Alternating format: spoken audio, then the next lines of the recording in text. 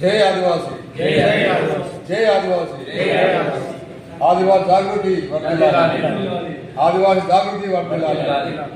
జై తెలంగాణ, జై తెలంగాణ. తెలంగాణ జాగృతి వ్యవస్థాపకులు గౌరవ శ్రీమతి కవితక్క గారి యొక్క ఆదేశాల మేరకు తెలంగాణ ఆదివాసీ జాగృతి స్టేట్ కమిటీ ఆధ్వర్యంలో ఈరోజు హన్మకొండ జిల్లాలో ఈ ప్రెస్ సమావేశం ఏర్పాటు చేసుకోవడం జరిగింది. ఈ యొక్క సమావేశానికి జిల్లా అధ్యక్షులు మాన్పాటి రమేష్,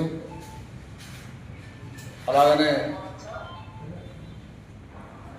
వరంగల్ జిల్లా జనరల్ సెక్రటరీ ఓని సదానందం, ఉపాధ్యక్షులు రంజిత్, వరంగల్ మండల అధ్యక్షులు నారాయణ, హసన్పర్తి మండల అధ్యక్షులు సురేందర్, జనరల్ సెక్రటరీ విజయేందర్, ఉపాధ్యక్షులు రఘు, అలాగనే ఆటో యూనియన్ జాగృతి హన్మకొండ జిల్లా అధ్యక్షులు దేవేందర్, వారు అందరం కూడా ఈరోజు సమావేశమైనాం.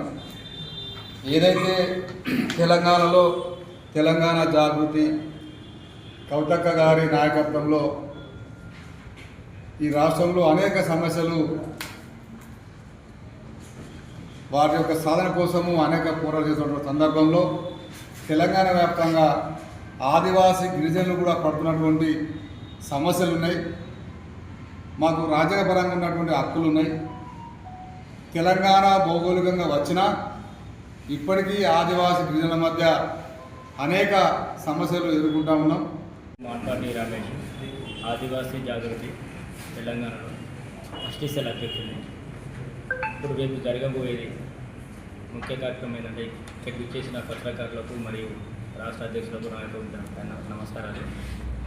రేపు జరగబోయే జాగృతి జనపాట కార్యక్రమంలో విజయవంతం చేయడానికి కోసానికి అక్టోబర్ 25 నుంచి చేయబోయే జనపాట కోసానికి తెలంగాణలో కాకుండా మన ఉమ్మడి వరంగల్ జిల్లా వరంగల్లో ఉన్న మా ఆదివాసుల కులాలందరూ అక్కగా నిలువుగా అడ్డగా ఉండి తనతో జనపాటకు పోవడానికి కూడా మేము అందరం సిద్ధంగా ఉన్నాము.